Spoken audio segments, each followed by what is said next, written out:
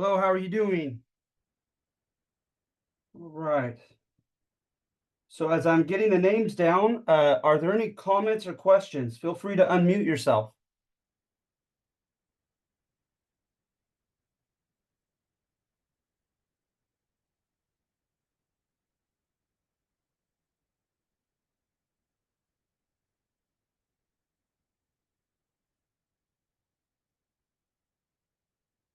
All right. So as I'm writing these down, uh, you have I with the timing of everything, I may feel compelled to do two assignments.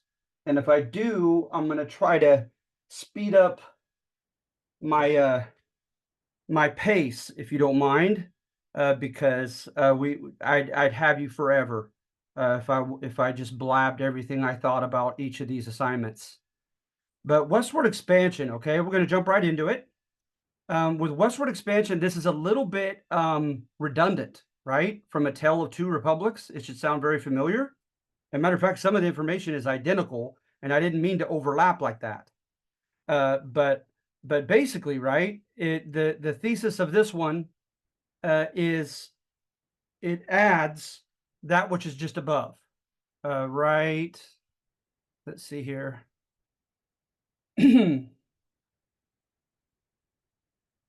um, okay, because the ideological gap was broader in Mexico and in Latin America, right?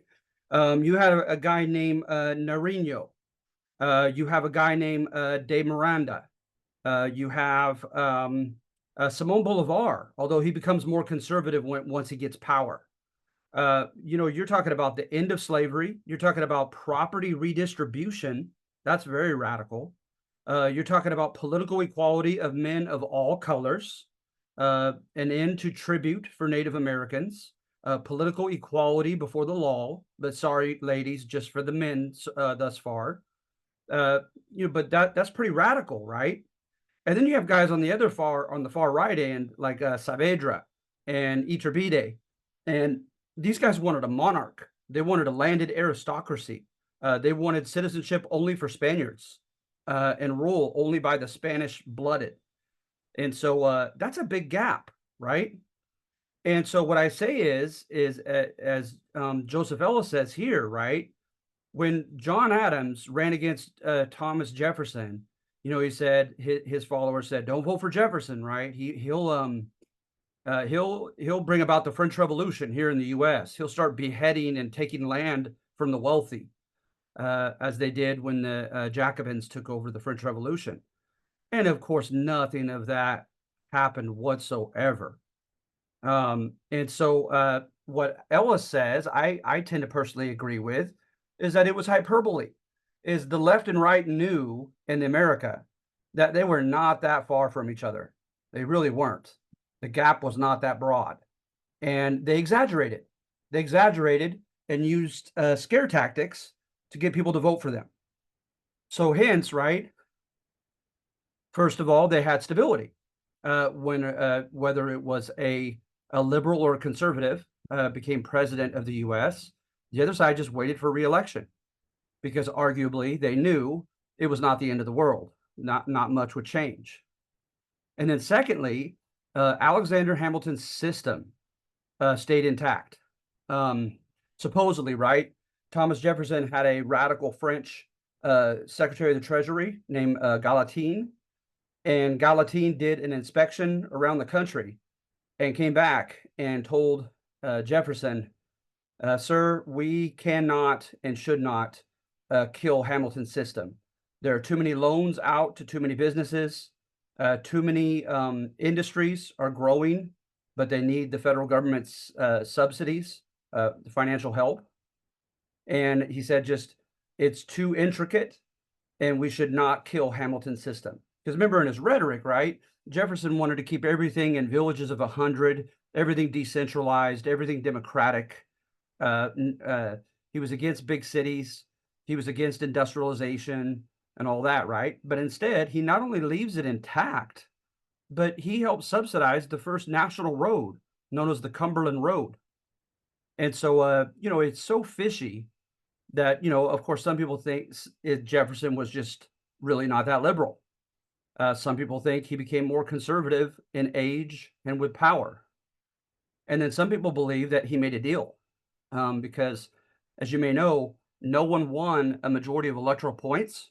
So it came down to him and John Adams again, to the House of Representatives. And some people believe that he made a deal with the House that he wouldn't do anything radical. So who knows? But for whatever reasons, he didn't. So you see what happens here. All kinds of businesses get subsidized. The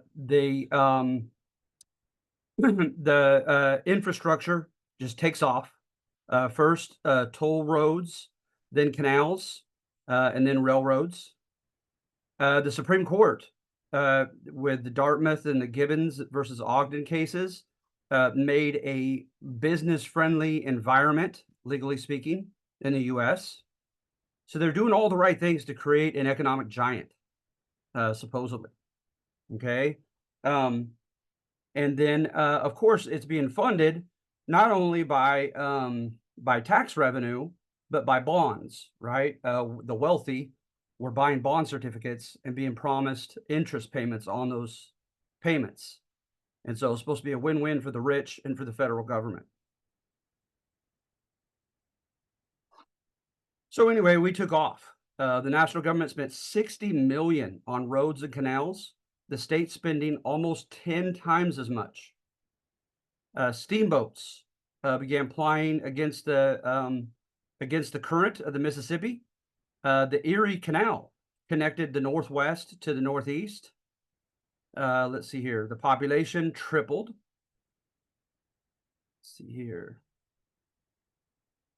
The number of cities grew greatly. And then you had the beginnings of factory assembly line production. You had interchangeable parts via Eli Whitney, the same guy of the cotton gin invention. He did it with guns, and they started using interchangeable parts with many other things. The power of water, and then that turned with Samuel Slater to the power from Samuel Slater to the power of steam, and it's gonna go into the coreless steam engine, which was very powerful. And of course, it will evolve into electric power within the next century. Let's see here. And look at this, foreign capital. People from Europe putting their money into business ventures. 500 million before the Civil War. Right? We supposedly created a great manufacturing sector in the North. Right. Then we grew territorially. We pretty much extorted the Native Americans in the Northwest and in the Southwest. So you're talking about Indiana, Illinois, Ohio, Kentucky, and Tennessee, and parts of Mississippi and Alabama. So then there was a large population movement to those frontier areas. That's Hamilton there. And then you see the contrast. Look at this. In the first 33 years of Mexico's republic, they had 49 administrations. That's more than one a year. That's crazy for instability. Okay. Guadalupe Victoria, he served the first term, completed it, and it was never the same after that. Gomez Pedraza won, but was overthrown. Vicente Guerrero won, but was overthrown and killed. Bustamante is the next one. He's overthrown. Farias is the next one. He's overthrown. Okay, by Santa Anna. So they didn't have time to really grow economically like the U.S. did. And then in their constitution, they didn't make it friendly to U.S. investment. Remember, that won't be until Porfirio Diaz in the late 1800s. All right. So, and then of course, the average person was working his or her butt off in Mexico, just trying to make ends meet. So hence, what I'm doing there, right, is I'm providing the narrative. of how the US became empowered because its gap was smaller between liberals and conservatives, and because of Hamilton's system to become the giant that it did to empower itself to take land from Mexico. Then with number two, I'm putting popular blame on that entire generation. Because what happens oftentimes, right, in the Mexican-American War is they contend that the leaders, they just look at the leaders and what they did. And yes, you do have some evidence for that. Okay. John Tyler, he was kicked out by his own party. The only president I know to have happened to. He had nothing to lose. He was a lame duck president. And so he and his Secretary of State, Abel, oh gosh, I used to know his name. But at any rate, he and his Secretary of State made a secret deal with Texas, saying that they would not only annex them, but they would immediately militarily protect them from Mexico, because Mexico threatened war if Texas tried to join the U.S. All right. Polk runs as a Democrat, and he says he only wants one term because all he wants is Mexican California. And if he has to go to war for it, so be it.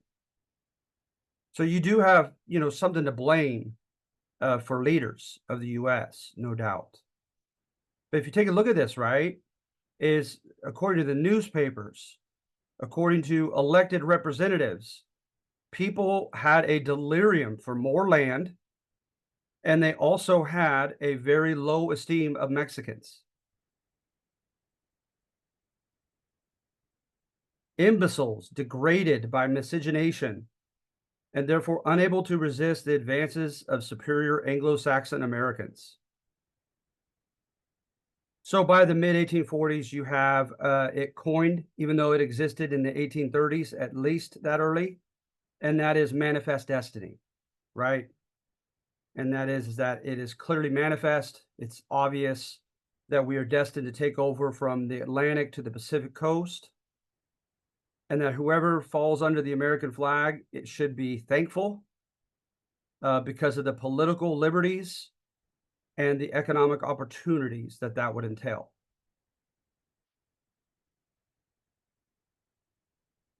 All right. We know when war broke out, how viciously the Americans fought. They raped Mexican women. They killed some prisoners. They were ruthless. Right. Look at what Winfield Scott says. All the atrocities made and the war crimes committed by Americans against Mexicans would, quote, make heaven weep.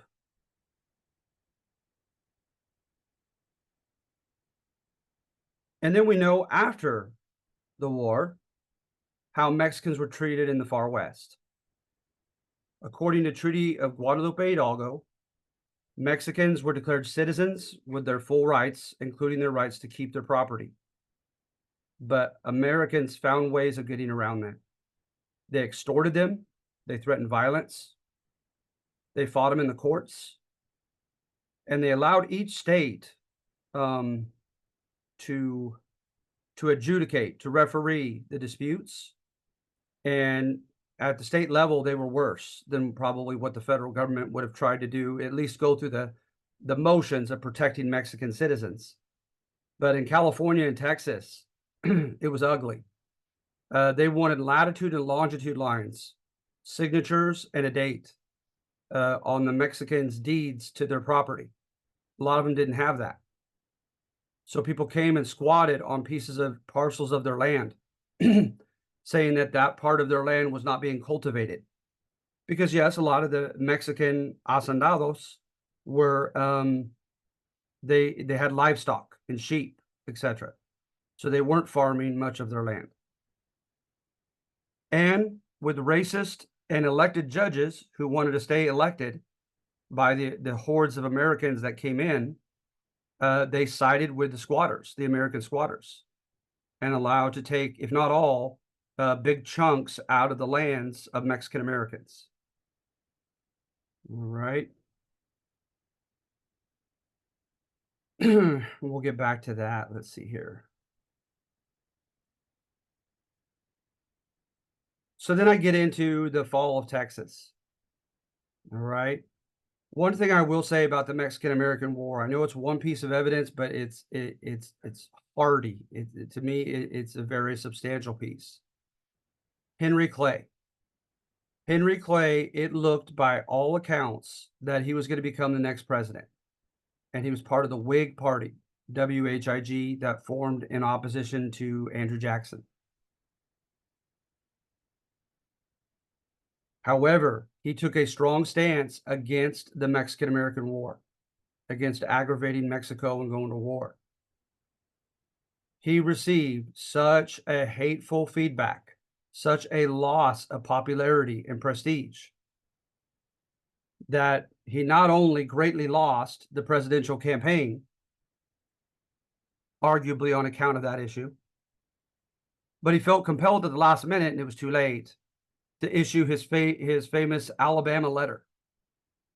In his Alabama letter, he says, "I still am personally against a war with Mexico, but if that's what my voters want, they can have it, and I'll support it for them."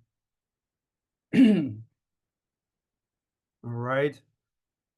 So newspapers, politicians show evidence of the average American craving Mexican land and looking down upon the Mexicans in a very racist fashion. A man who very likely could have become president in the person of Henry Clay lost such just simply for opposing war with Mexico. All right. So see where I'm going here? I'm blaming the entire generation, not just the leaders.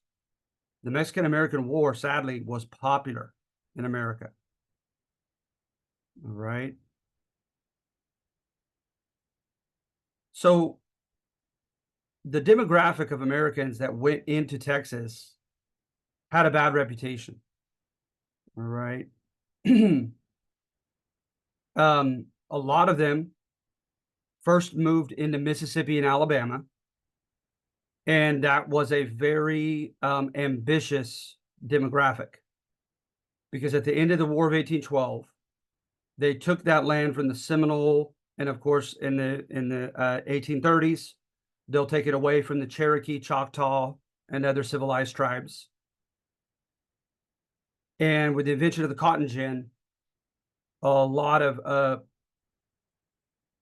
desperately ambitious people moved down into the Deep South to try to buy slaves and become cash crop cotton farmers. Right? So you already have a very ambitious lot. In addition to that, you had a lot of people come from Kentucky and Tennessee.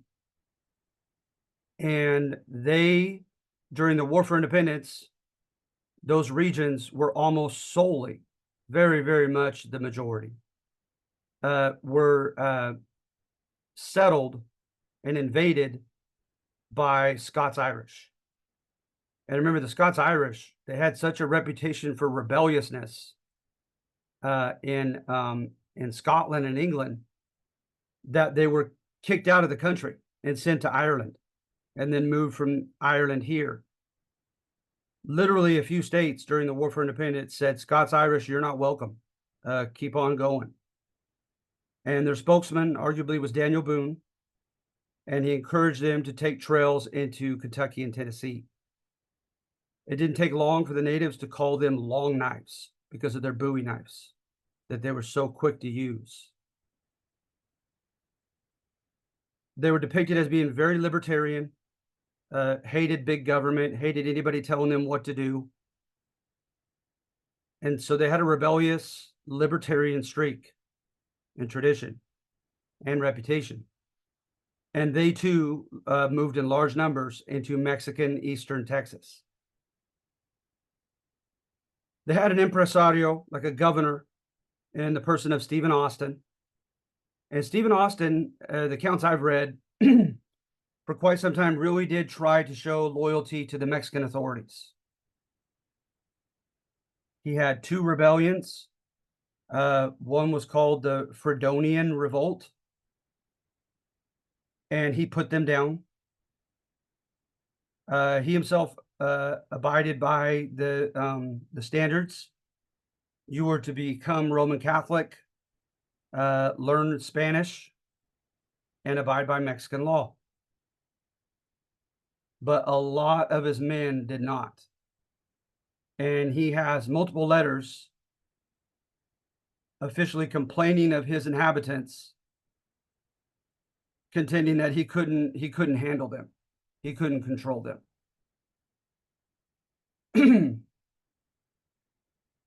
Well, that negative depiction of them is finalized by Mier y Terán. I should have him in here somewhere. But Mier, M-I-E-R, and then E is means and is a Y, right? And Terán, T-E-R-A-N. He came and officially told the Mexican government that they were in trouble, that the Americans were haughty and arrogant and defiant. Many of them, he contended, had illegally brought in slaves, which had been forbidden in Mexico by this time. And he recommended that they bring more soldiers, more Mexican settlers, and that they put a stop to Anglo immigration. So that's exactly what Bustamante tried to do in his April 6th colonization law, okay, of 1830. There's Mier y Terán. And there's the April 6th law. So they brought in Mexican settlers. They put an end to gringo immigration. And they ordered the deportation of defiant gringos who weren't abiding by Mexican law. All right.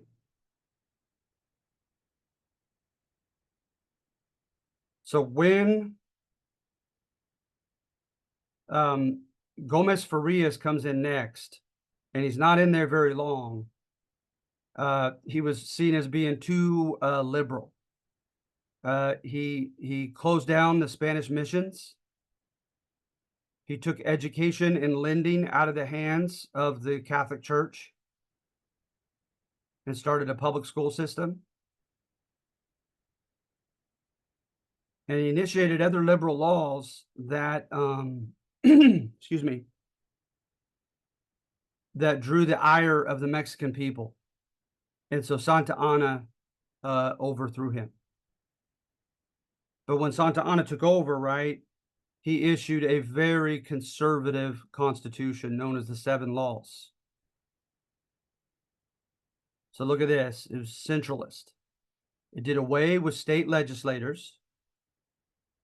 It made state governors no longer elected, but handpicked by him.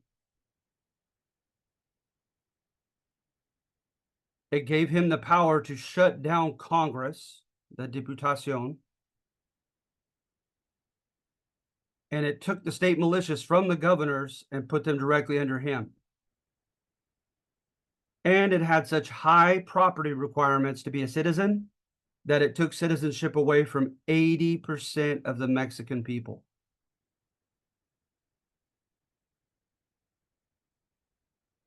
Right about this time at Anahuac, there was a gringo conformist named John Bradburn Davis, and he collected taxes on behalf of the Mexican government. Well, the gringos around him came in the form of a mob, surrounded him, and tried to murder him simply for taxing them. Then Stephen Austin went down to speak with the administration, and these were the last days of Farias, of Gomez Farias, the liberal. And he told them, if you don't make some accommodation and changes to the April 6th colonization law, you're going to lose Eastern Texas. They're going to rebel. Well, supposedly they had kind of an ego clash, and Gomez Farias told his government that Stephen Austin had threatened rebellion and he was to be arrested. So he was arrested in a dingy cell for like 15 months. And he grew disgusted, and he wrote a letter to be sent to the Cabildo, the city council of San Antonio, saying, I've tried to be the middleman and make peace, but the Mexican government will not compromise, so do whatever you think best. And of course, that gave a green light to the war hawks, who were just looking for an excuse to break free anyway. So you had William Barrett Travis as one of their main leaders, and Sam Houston. So what they start doing is they go to the presidios, the local forts, and they threaten violence on them with their superior numbers over the Mexican soldiers, and tell them to evacuate so that they could take their cannon and their guns. All right, about this time, the governor of Zacatecas refused to step down, said that he had been elected by his people, and refused to hand over his militia, saying that the militia was his. So Santa Anna raised an army and attacked Zacatecas and the governor. And he sent his brother-in-law, Mr. Perfecto de Cos, to warn the Texans that they would be next if they didn't put down their arms. Well, Perfecto de Cos arrives at a city, and where they had the presidio, and the Americans fired on him. So that was the response he received. He went back to Santa Anna and his army, told them what had happened, and Santa Anna declared degüello, like fighting to the death, no prisoners taken. So he marches up in late February of 1836 and surrounds an old cotton clearinghouse and mission at 2 different times, known as the Alamo.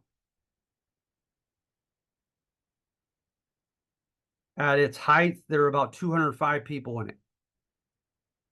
Santa Anna brought tens of thousands of soldiers. So they surround it, and they lay a siege from the outside. And then March 6th, they found a gap in the fence in the wall, and they flooded through it in the early hours before dawn. They kept alive a couple slaves, a few women. Everyone else they killed, including the highly, highly popular Davy Crockett, who had lost for re-election as a House rep in Tennessee and came down for adventure. William Barrett Travis sent an infamous letter out before he was killed. And it basically just states, like, liberty-loving Anglos, come down and help us fight this righteous fight against a, quote, mongrel Spanish, Indian, and Negro race. You see, some of the people there at the Alamo, they had flags that said, return to the Constitution of 1824. It was modeled after the U.S. Constitution.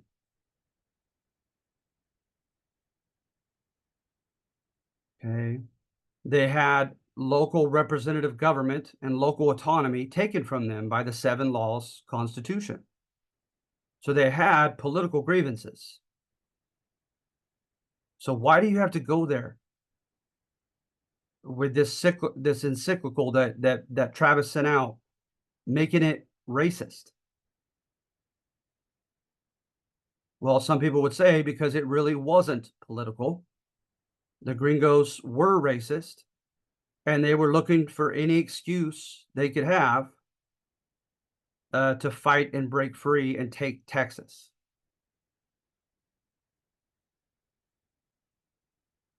You had a father and son named Juan and Erasmo Seguin, Seguin, with an accent over the I. They were at the Alamo, and they were sent to bring a message to other rebels, just in time to have their lives saved before the Alamo was attacked. But to them, obviously, as Mexicans, this was a political fight against a tyrant.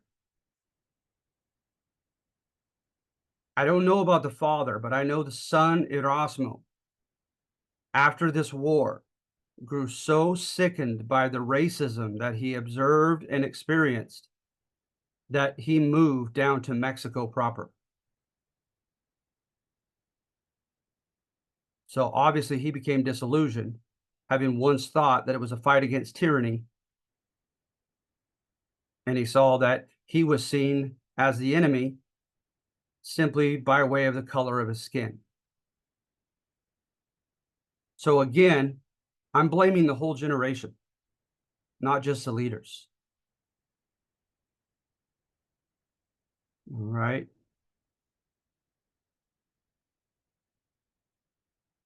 Francis Perkins continually came on behalf of John C. Calhoun, who was very powerful as a senator from South Carolina and a strong slave defender. And he wanted assurances from James K. Polk, right, the next president after Tyler, that he was going to take the far west from Mexico. So you have politicians that are indicted as guilty, absolutely. But again, to me, there's plenty of evidence that the entire generation was by and large guilty.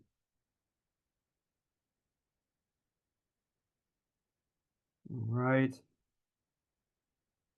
Yeah, look at this. According to historian Mary, news reports, and I don't know what that says over there on the end, something political analyses suggested widespread support for annexation in Pennsylvania, New England, Indiana, Illinois, and elsewhere in the North. All right.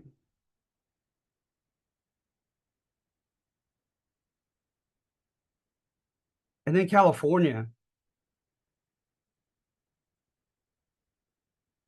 you had the arrival in 1843 of Methodist and Baptist missionaries into Oregon coming across the Oregon Trail, which of course originally was a Native American trail. Marcus and Narcissa Duran. Narcissa kept a very articulate diary, and they were slaughtered by the natives there. And it came back to the East Coast, and it took the country by storm, saying we need to finish what they started and convert the natives of Oregon. You also had monopolistic fur trading companies began to open up and call for employees as volunteers on the American East Coast. Manuel de Lisa was one of the first, a Spaniard, to hire American citizens to come and help work on his fur company.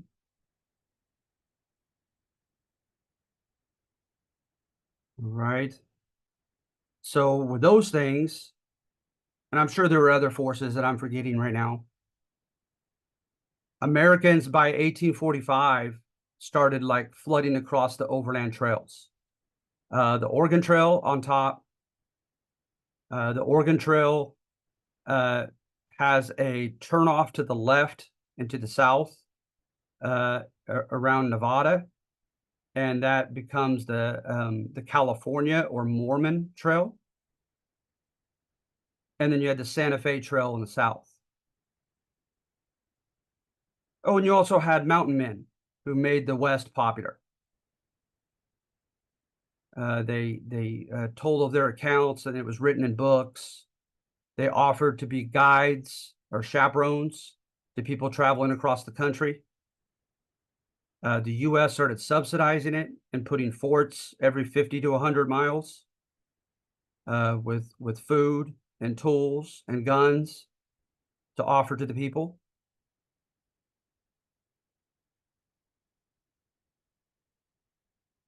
But then, right, a few things that were unnerving.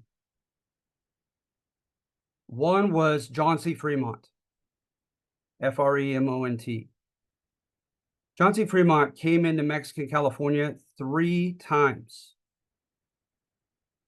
The first time he had letters on him, being a part of the geographical and topographical expedition of the U.S. Armed Forces, kind of like Lewis and Clark.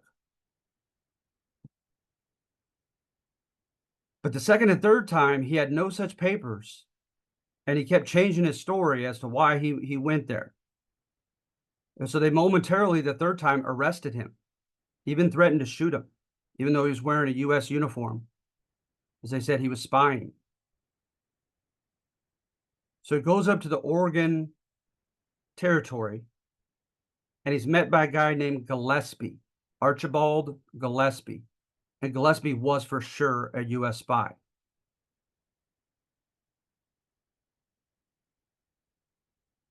All right.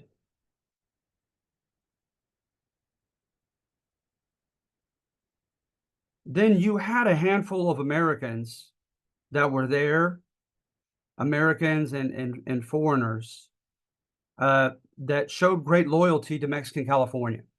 One was Abel Stearns.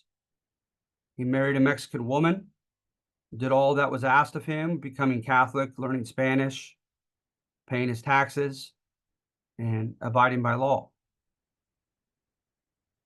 But you had another guy who he just seemed a little sketchy. He refused to be married in a Catholic church, and he seemed to have some ties to the U.S. government. And oh, don't fail me now. His name had Oliver in it. It's got to be in here somewhere. At any rate, then you had the arrival of the Bidwell Bartleson group, Bidwell, and then Bartleson, just the last name of the 2 leaders. They made it through the gap in the Sierra Nevada mountains and came in to where the Mexican authorities were afraid gringos would come in, and had put Johann von Sutter, as we call him, John Sutter, with his mill there. So John Sutter arrests them, and he asks the Comandante General of all the Mexican soldiers, Vallejo, that Vallejo's named after. He asked him what he should do with him. Well, Vallejo had a liberal education and had tutors from Europe, etc. So he was cosmopolitan. And he said, you know what? These guys are harmless. They're school teachers and pastors and families with kids. By all means, let them in. Chicano historians called this group the Trojan horse. Yeah, they may have been harmless, but now they open the gate to more gringos who were anything but harmless.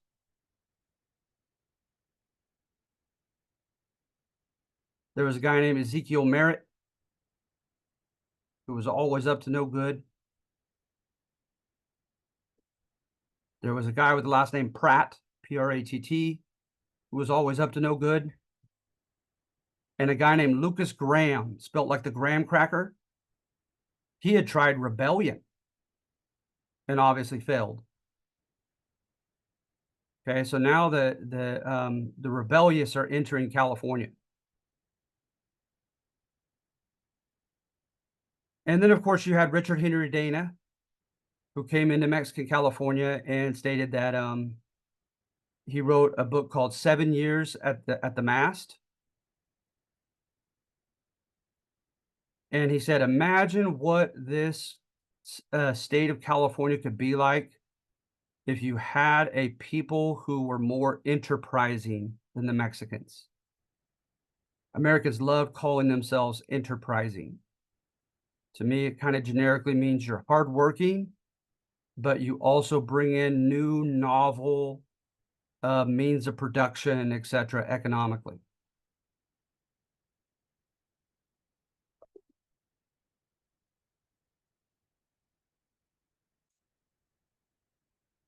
They also had a false account in a newspaper in Valparaiso, Chile, and an American, almost somewhat pirate, hears about it, and he sends his private army to land in San Francisco because the false news was that we were at war, and we weren't yet. But he took San Francisco, he moved down and took Monterey. And then when he found out that we weren't at war, he gave a formal apology and left. But it demonstrated to everybody how weak and vulnerable Mexican California was. And remember also, several different points, they had 2 different men claiming simultaneously that he was the true governor of that state, including up to the time of war. They had a guy named Juan Alvarez, and that in the South, they had a guy named Pio Pico.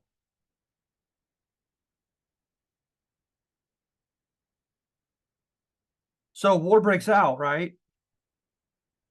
And a group of ne'er-do-wells under Ezekiel Merritt and others came to the house in Petaluma of Vallejo, who was in charge of the army, and took him as a hostage.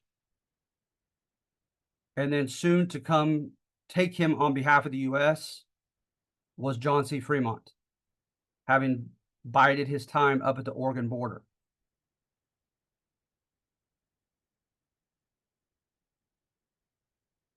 During the war, there was a guy named Kearney, Kearney, and he marched across the Santa Fe Trail.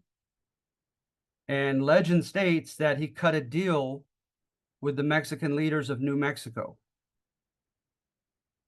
So, of course, Chicano historians, right, call them vendidos, sellouts. And then he went to Southern California. Well, he had his hands full so thoroughly in the Los Angeles area that he called upon help. And he got it in the person of Robert Redfield Stockton.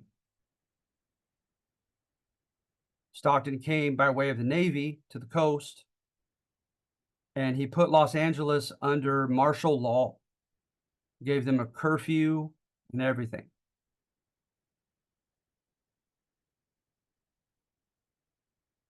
And Chicano historians lament the fact that they contend that Northern California did not put up nearly as good of a fight.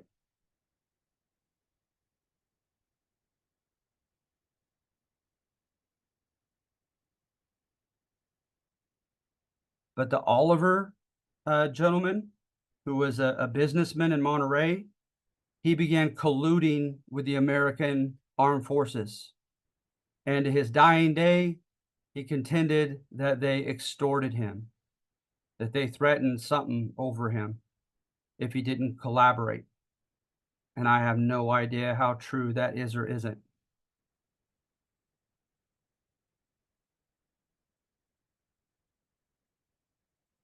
All right. But the war itself, Polk picked a fight over the remember before him, Tyler is the one that asked Texas to be annexed. Then the Senate started reacting and going through that process, and Polk couldn't even wait that long. And he contended that they had Texas, and the border of it, the southern border, was to the Rio Bravo del Norte, or what we call the Rio Grande. According to old treaties of the Spanish, the Mexicans contended, no, they have more land than that. It goes above that river to the Nueces River. So the disputed land was pretty small between the two rivers. But Polk sent men beyond the Nueces, so to the Mexicans, they're in Mexican territory already. And he sent them to the Rio Grande, and a cavalry unit was reconnoitering when someone fired the first shots, and a handful of them were shot off their horses and killed. Polk tells Congress, American blood has been shed on American soil, and now it's time to fight.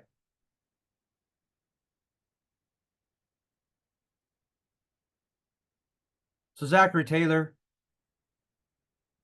brought an army into the north across the border of the northern part of Mexico. He won at Resaca de la Palma, Resaca, and then de la, and then Palma. He won at Saltillo. He won at Monterrey.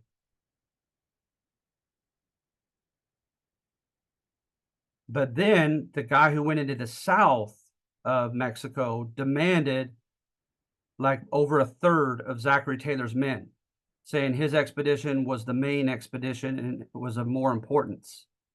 And his name was Winfield Scott.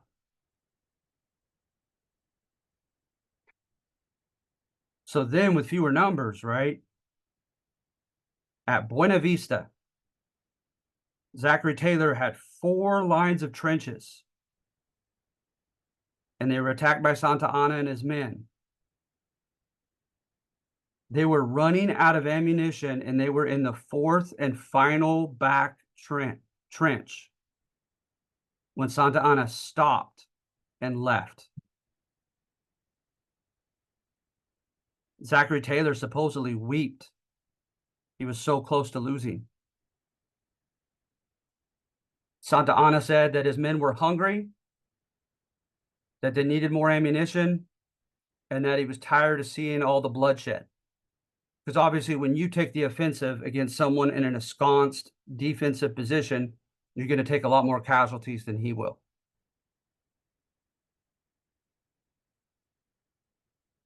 But perhaps symbolically, Winfield Scott took the conquistador Hernan Cortez's exact path from Veracruz to Mexico City.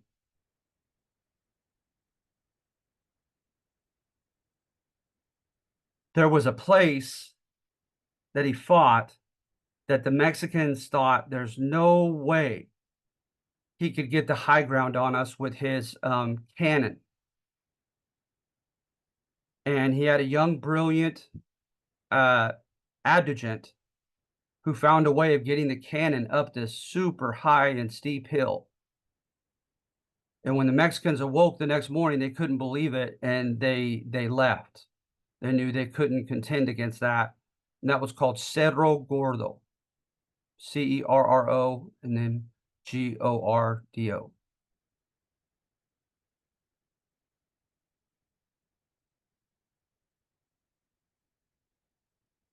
And when Winfield Scott's men fought their way into Mexico City, they had their bloodiest fight at the citadel of Chapultepec. And Chapultepec was like the, oh gosh, what's the prestigious military school here? I can't believe I'm forgetting it. West Point. It was like the West Point in Mexico. It came down to supposedly 6 heroes who fought hand to hand on top of the castle. And the one surviving hero, when he saw that he would be killed by numerous American soldiers, draped himself in the Mexican flag and dove off the castle. And to this day, Mexican people are oftentimes familiar with the 6 heroes of Chapultepec.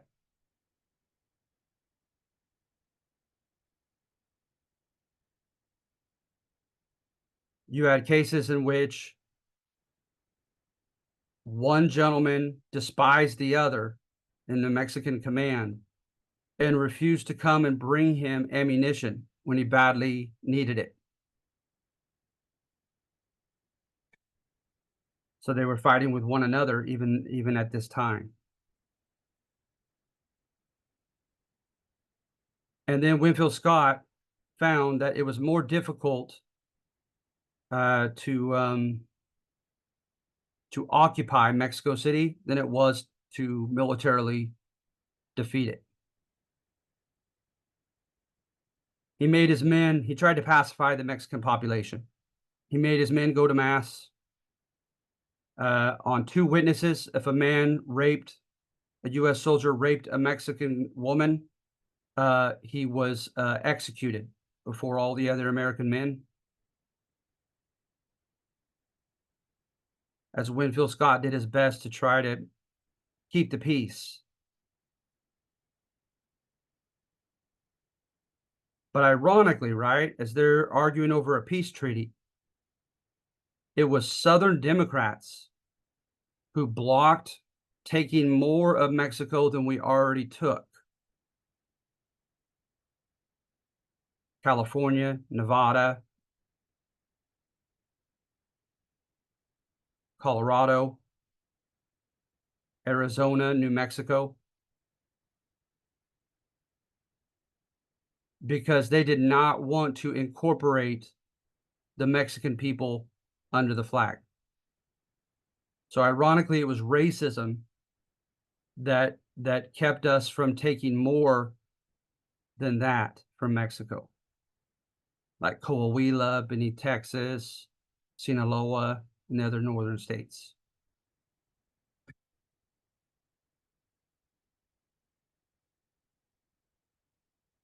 All right.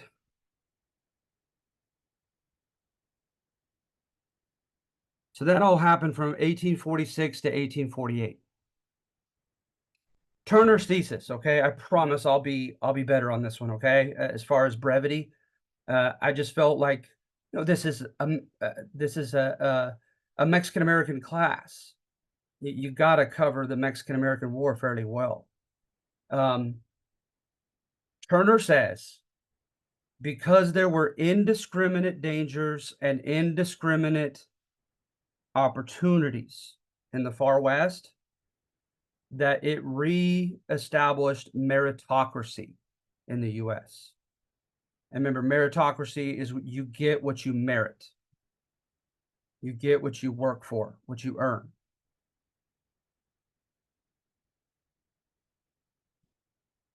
So take a look, if you want, if you will, at some of the indiscriminate dangers, as well as some of the indiscriminate opportunities that were available in the West, supposedly for anyone.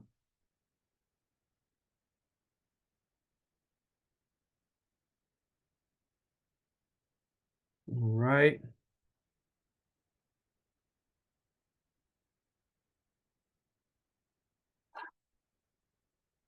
I will give one and only one, because I promise you to be brief, one and only one example of indiscriminate danger.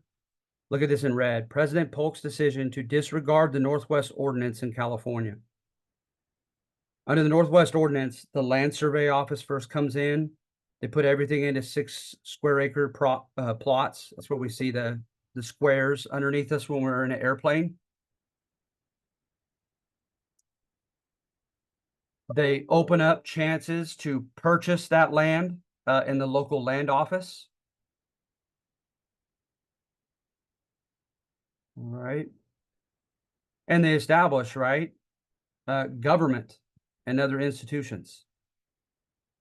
Well, Polk just said, go get the gold, guys. Take it without the Northwest Ordinance being followed. So it created chaos.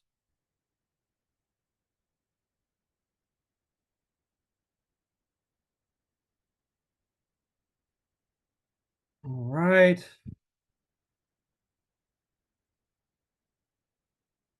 The next two I have refute Turner's thesis. Equality of opportunity for everybody? Are you sure about that? What about the Latinos? And what about the Asians during the mid 1800s in the far West? They had special taxes that only they had to pay. They were kicked out of mines.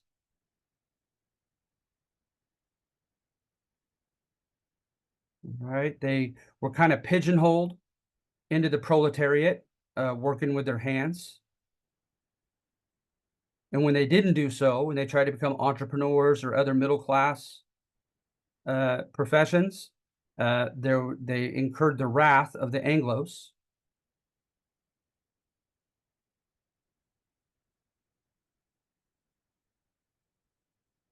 So many of the Mexican Americans were stripped of at least portions of their property.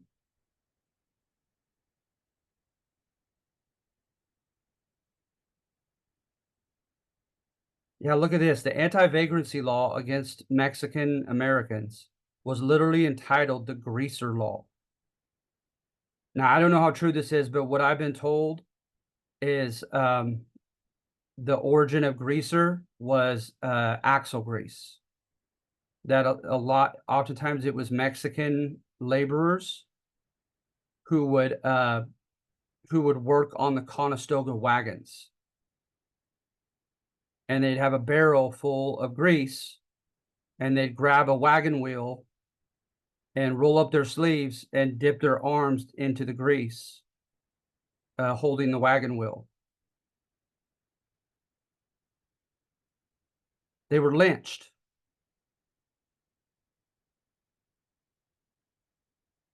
Heaven forbid they engage in miscegenation.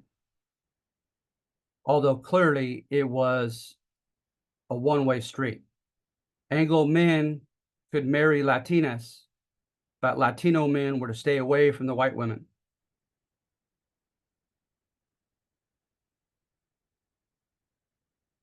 That's the famous Joaquin Murrieta.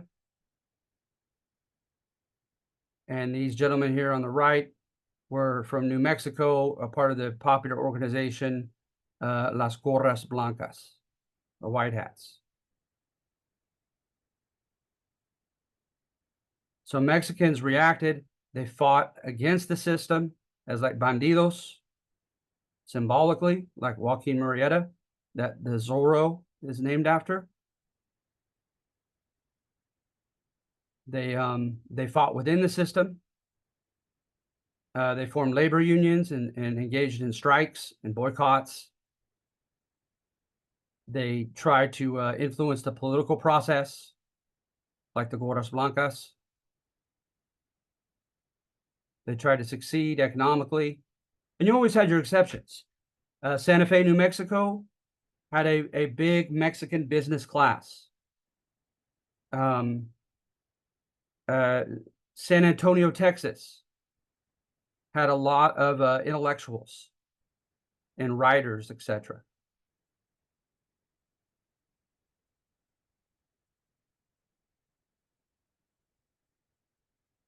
And then number 5 just states that there was no meritocracy in the West. It was big business that had an unfair advantage all along. That there wasn't much special about the West, just as had happened in the East. Corporations succeeded at others' expense.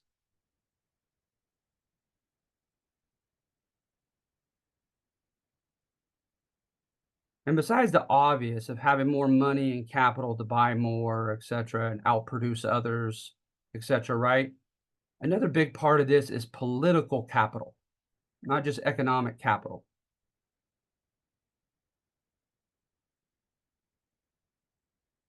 Muscle sloth here. You had squatters in Southern California. No one seemed to be claiming the land. They were improving it. So a local judge gave it to them by way of squatter rights. Until the Kansas and the Topeka Railroad came in, said, "Excuse me, squatters, move out of the way. The railroad's coming right through here." And they said, "No, we got a local judge's permission, and we've been working our tail off on this land. It's ours now." And they said, "We don't care what a local judge says. Federal Congress granted us our land." And I remember what they did to help railroads pay the price of laying track is for every mile of track, they would give the railroad so much acreage of land on each side of the tracks that they could sell and make money from. So when they refused, they brought in a deputy and a marshal. Well, they shot and killed one of the two. These squatters did. They weren't messing around. So then they finally got a contingent of soldiers all the way from Arizona to come and forcefully kick these squatters off their land in the name of not only the federal government, but of the Kansas and Topeka Railroad. That was its ally.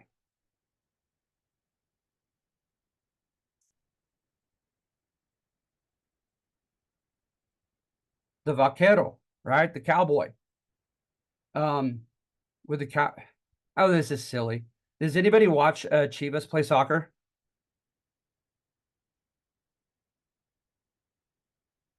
No, no Chivas fans? Uh, anyway, with the vaquero, he would be responsible for long hauls of cattle. But that was no longer necessary when the railroads kept going progressively further and further into the West. So now the vaquero just worked on someone's plantation, someone's ranch, as a daily paid employee.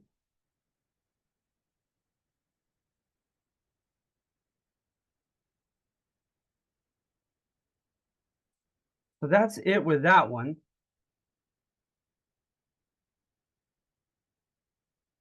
Oh, Xavier, you used to when you were younger? That's cool. No, I don't know if it'll show it.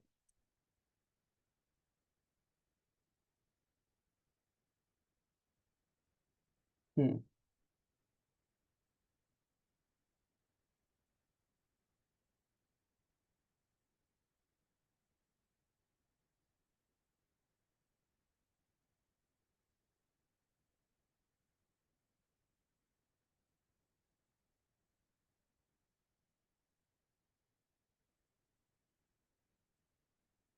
Oh,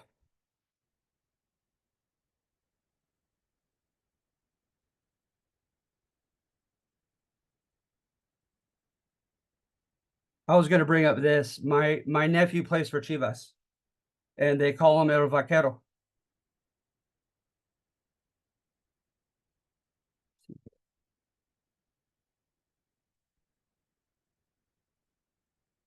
Thank you, Xavier.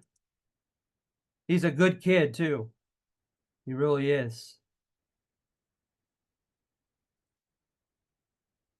All right, so at any rate, as quickly as I can, number one, okay, on the next assignment is the romantic thesis of America fighting the Civil War over slavery.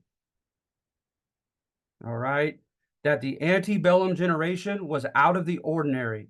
They were idealistic, they were bold, and they were willing to take the issue on head on. So you not only had abolitionists who were not politicians, right? But you also have a new Republican Party, which by itself was kind of moderate. It just stated that it was for the American dream and for people being able to rise and be remunerated or paid for their labor. And so hence they were against slavery spreading anywhere else to the West. But the radical Republicans, right? They wanted to end it where it already existed. And they fought in Congress to do so. And you have your usual list of names, but if you had time to look into a guy that just cracks me up, just his gall, how much, just his guts, right? A guy named Salmon Chase, spelled like the fish, Salmon, and then Chase. That dude was gutsy as a radical Republican. All right. So what they did, supposedly, was they forced America to have discourse about slavery. And by the way, what were the two avenues that the abolitionists had to spread their word? One was the printer, right? The printed word. And secondly, were called lyceums. And lyceums were initiated by Aristotle. Lyceums were intellectual fairs where you'd go, and especially because you didn't have access to college at that time, the average person. So this was the next best thing. You pay a small fee and you get in there and you get to hear lectures of a so-called expert in one field after another. And the abolitionists took advantage of those lyceums. Arguably, the most famous was Frederick Douglass, a runaway slave. If you had time, look at his 4th of July speech. It is powerful. And then you have a list of names right here of radical Republicans. Benjamin Wade, Joshua Giddings, Salmon Chase, okay, William Seward, Thurlow Weed, Henry Wilson, John Andrew, Charles Sumner was a big one. All right.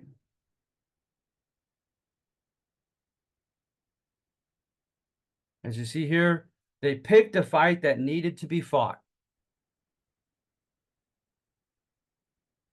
And then when they grabbed the nation's attention, you have polarizing events in the 1850s that helped really set the Civil War off. And remember, polarizing just means by its confrontational and what's the word I'm thinking of? Controversial nature. It almost forces you to pick one side or another. So you had the Fugitive Slave Law of 1850. You had Kansas try to decide by popular vote if they would have slavery or not, and it devolved into a civil war known as Bleeding Kansas. You had the writing of Uncle Tom's Cabin.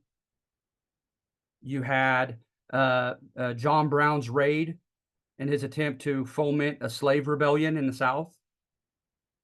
Needless to say, very polarizing. And you also had Abraham Lincoln and Stephen Douglas and their debates running for senator. And their debates revolving around slavery.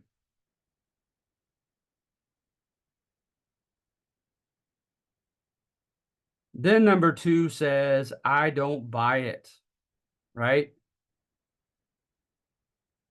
Number 2 demonstrates how deeply ensconced racism was even in the North. Remember these heroic abolitionists and radical Republicans I was just talking about? Supposedly they constituted only 2.5% of the population. In New York, when they issued a draft, they had draft riots and they chanted amidst their destruction, "We will not die for the N-words." That's in New York.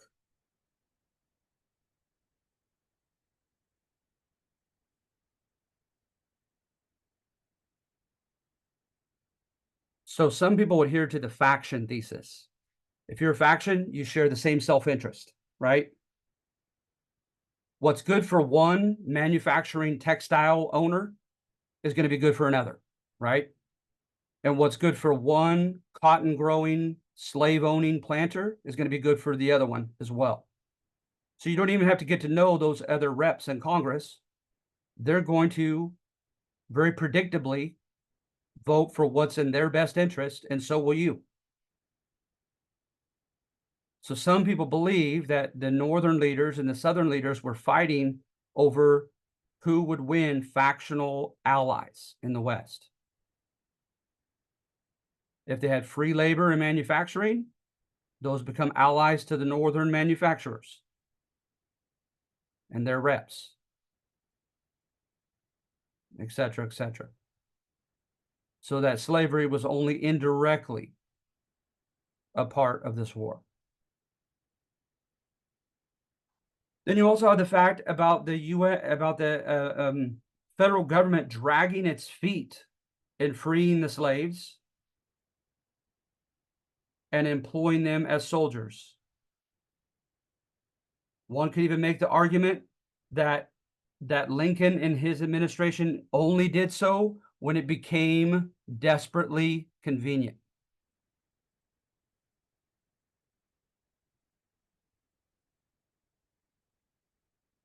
So I wanted to go over this, you guys. I know it's a Mexican-American history class, and we're going to do the Mexican Civil War right after this. But I feel like, once again, it's relevant because it's how mid 19th century Americans looked at people of color.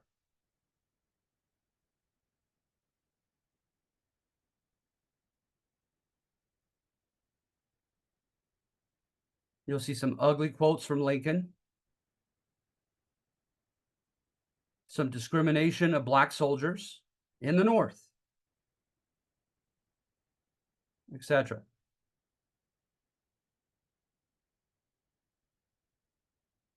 Then Abraham Lincoln, I'm going to leave this up to you. All right. But remember, court history either just simply praises a leader, and in this one, right, it's in line with a novel's notion of character development. As the protagonist of the old biographies, Lincoln was not a crusader at first, but by the time he died, he had become one. So take a look at number 3, okay? And see what supposedly changed him.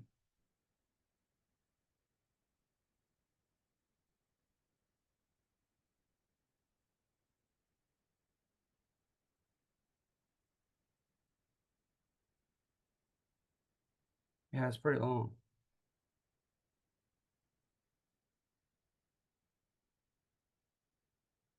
All right, now Reconstruction. The title says it all. The federal government's zeal to change the South at the end of the war, after the North had won the Civil War, obviously, it waned. It diminished when the going got tough. As you may know, when Lincoln was killed, we had one of our most backward, stubborn, racist presidents we've ever had in the person of Andrew Johnson.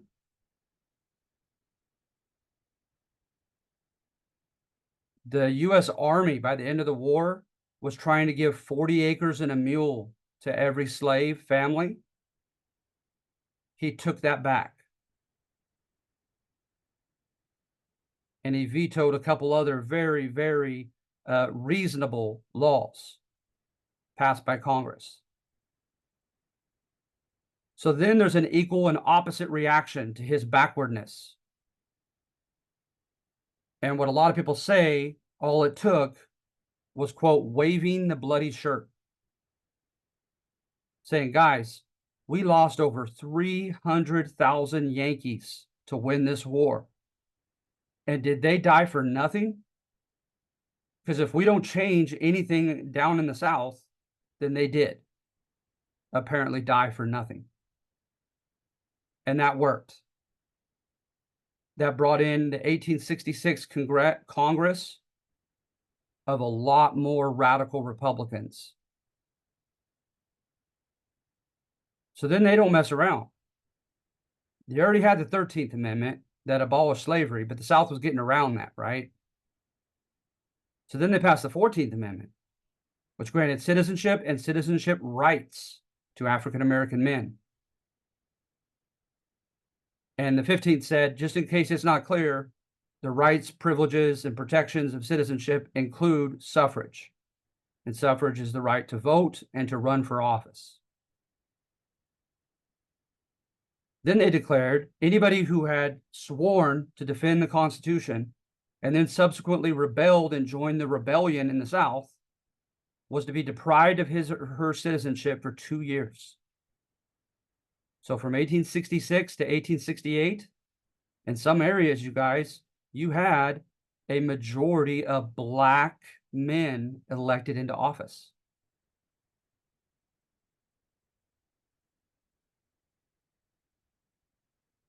And they tried everything: public school systems, hospital systems, asylums. What else? There's several others. But a lot of them spent themselves into debt. And there were some cases of corruption. The Southern press runs with that, calls it Negro misrule. And the white Republicans in the South were too scared to stand up for the Black Republicans, who had become the scapegoat. So thus ended their union. So when the going got tough, these radical changes fell through.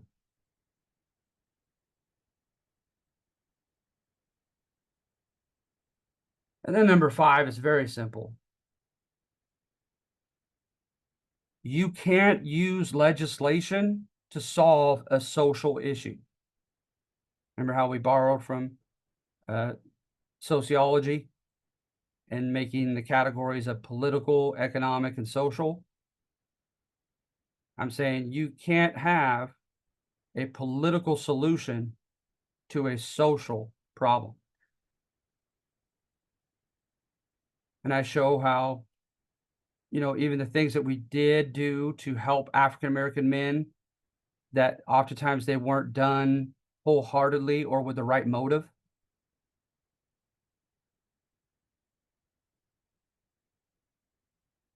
And then those who did have some influence over culture, I say, they dropped the ball. They dropped the ball.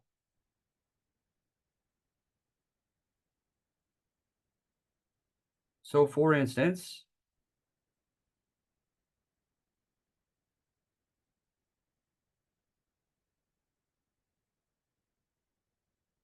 the church in the South, the church in the North did quite a bit for the cause of abolitionism, but not in the South.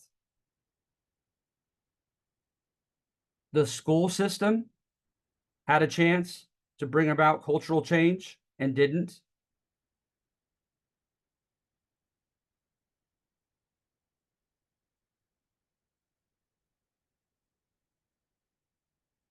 And the intelligentsia, those in charge of the written and the spoken word, could have tried to change hearts and minds, but they didn't. It's hard to calculate just how influential Uncle Tom's Cabin was to the North.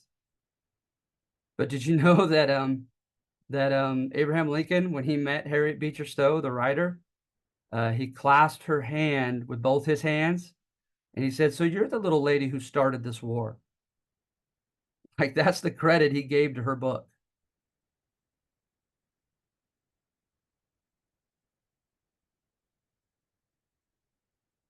And then of course, any muscle in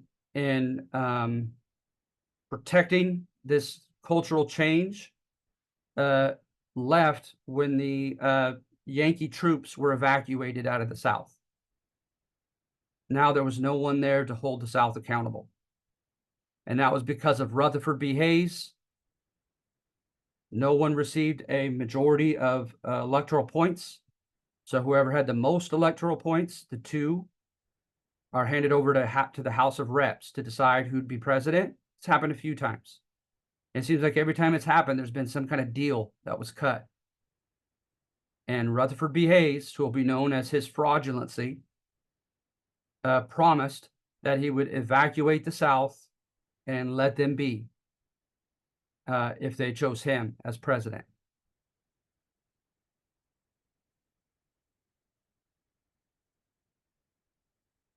So again, I say legal and institutional remedies will never suffice for a problem in the human head and heart. All right. So can I get a thumbs up? You guys still there? Have you fallen asleep? Did I bore you to death?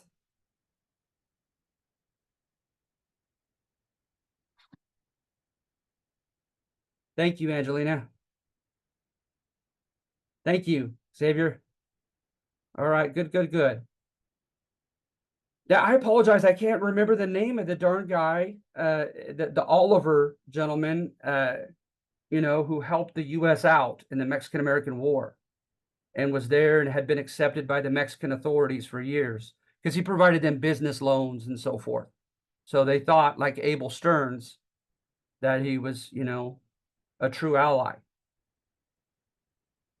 Thomas Oliver Larkin, Larkin. The human brain is so random, at least mine is. It's finally triggered. All right. Okay, guys, thank you for hanging there with me. I may even give you a few extra points for holding on this long. This was an extra long video. Both these were pretty long. But thank you. Okay, you guys, good luck with your assignments. Okay? All right, bye, you guys. You're very welcome, Xavier. Thank you, bud.